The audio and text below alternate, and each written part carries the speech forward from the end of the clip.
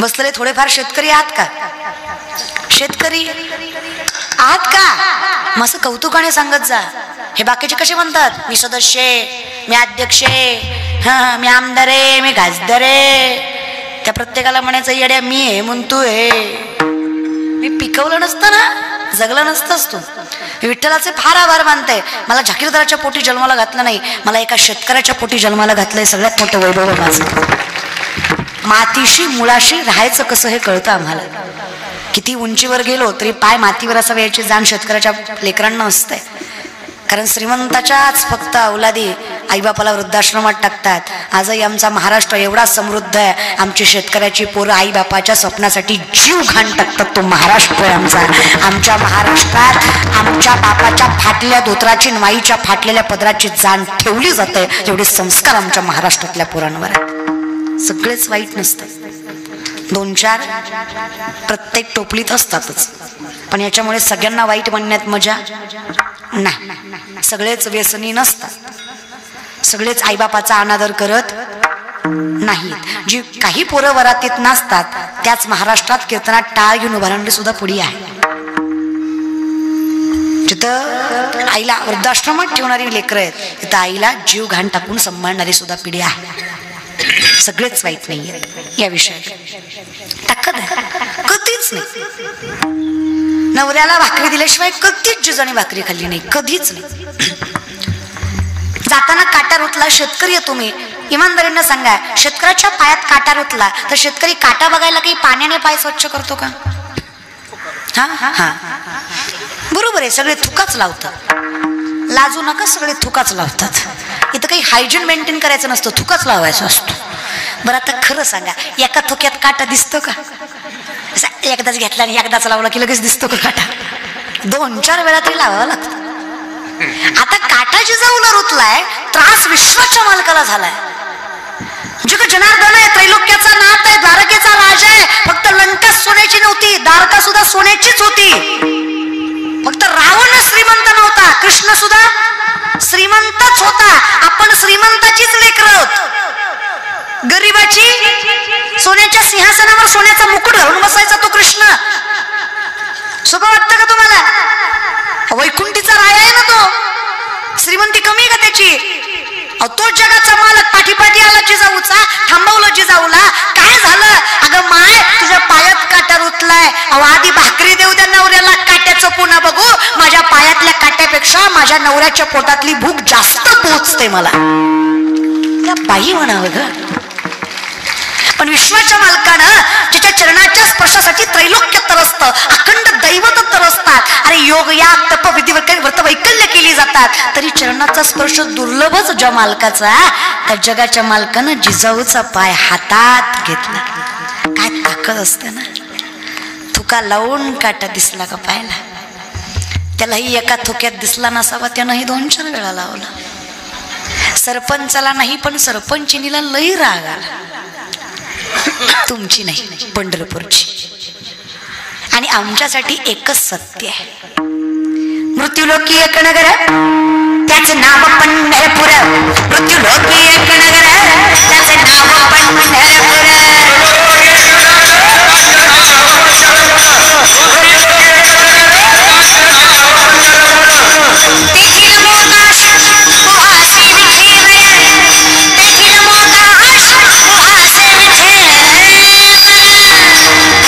तुम्ही संत मायवा एवढा उपकार करा, तुम्ही संत मायवा एवढा उपकार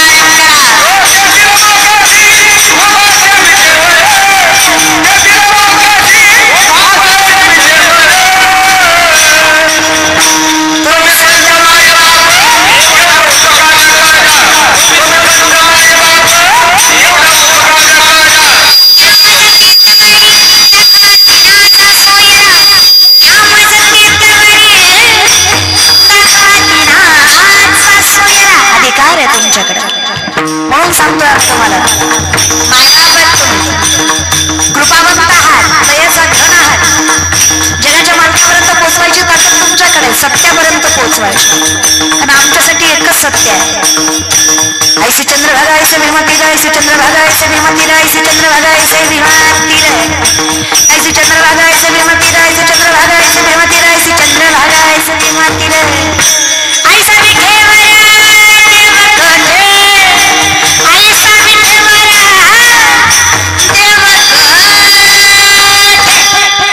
आमच्यासाठी आवडे रूप गोचिर सगुण आवडे रूप गोचिर सगुण पाहतालोचन सुख भले पाहतालोचन सुख आमच्यासाठी आता कोटे धावे मन तुझे चरण देखलिया कोटे धावे मन तुझे चरण देखलिया विश्वातलं सगळ्यात देखणं स्वरूप आहे जे पंढरपुरात बसवलेलं आहे विटेवर घर विटेवर पाय असं विठू पाटील असणारं नाव आहे त्याचं याचं नाव पंढरपूर आहे फार देखणं आहे इतका देखणं राजा सुकुमार मदनाचा पुतळा रवीश शीतळा लोपलिया काय देखणं स्वरूप आणि फार लवकर येतो बरं जवळ त्याच्याकडे जावं असा अठ्ठास नाही त्याला मिळवायचं असेल ना एकच पर्याय वासुदेव वासुदेव म्हणा तुम्ही वासुदेव वासुदेव म्हणा वासुदेव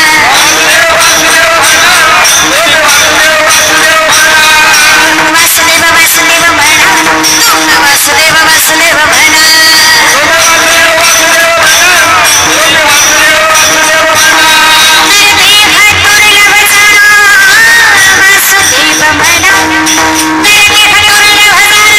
तुम्ही वासुदेव वासुदेव म्हणा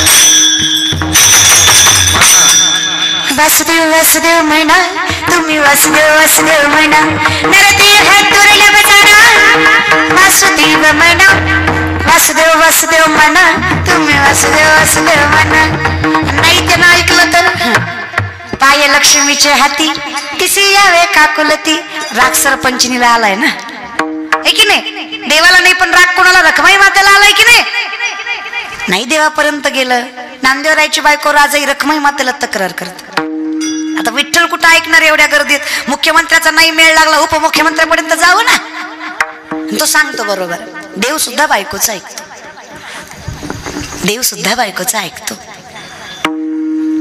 अजून एकदा सांगू का नाही समजून घ्या दुसरं काही नाही महाराज बरं का जगाचा मालक आहे पण तोही बायकोचं ऐकतो बरं का मी म्हणतेय का नाही आहे रखमाबाई राजाई मातेचं वर्णन आहे रखमाबाई रखमाबाई सांगत त्या विठ्ठला आहे रखमाबाई सांगत त्या विठ्ठला विठ्ठला वेडा झाला नामा तुम्हा पाई वेडा झाला नामा तुम्हा पाई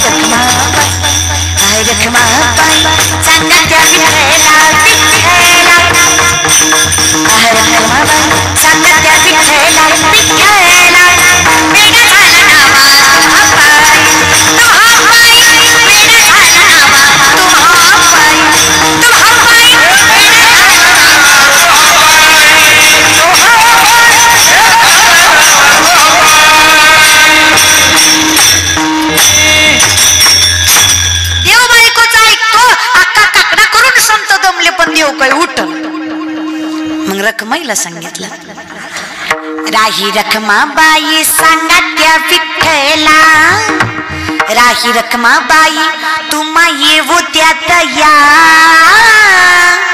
सेज हलवून जागे करा देवराया, सेज हलवून जागे करा देवराया. कुणाला उठवायला सांगितलं? रखमाईला, म्हणजे देव बायकोच ऐकतो है की नाही. रखमाई म्हणले, देवा विश्वाचे धनी तुम्ही, शोभत का तुम्हाला? खरं सांगा, ज्याला भक्ताचं मन न सांगता कळतं जाणवतं त्याला काटा बघायला थुका लावायची गरज आहे? मुंगीच्या पायातल्या पैंजनातल्या घोंगराचा सुद्धा आवाज ऐकू येतो तुम्हाला. का हो विठ्ठला असं करताय? काय वाटतं रखमा तुम्हाला? काटा रुतवणाराही मीच आहे आणि काटा काढणाराही मीच आहे. माझ्या तुकोबाची अर्धांगिणी, माझ्या तुकोबानं या त्रैलोक्याचा संसारातनं मोक्षाचा मार्ग जगाला सांगितला. त्या तुकोबाचा संसार सांभाळायची ताकद जिच्यात आहे, तिचा अधिकार संतांपेक्षा कमी नाही. तिच्या पायाची धूळ मुखाला लागली तर स्वतःला सौभाग्यशाली समजतो मी. अशा पतिव्रतेच्या पायाची धूळ मुखाला लागली म्हणून एवढा अट्टा असेल.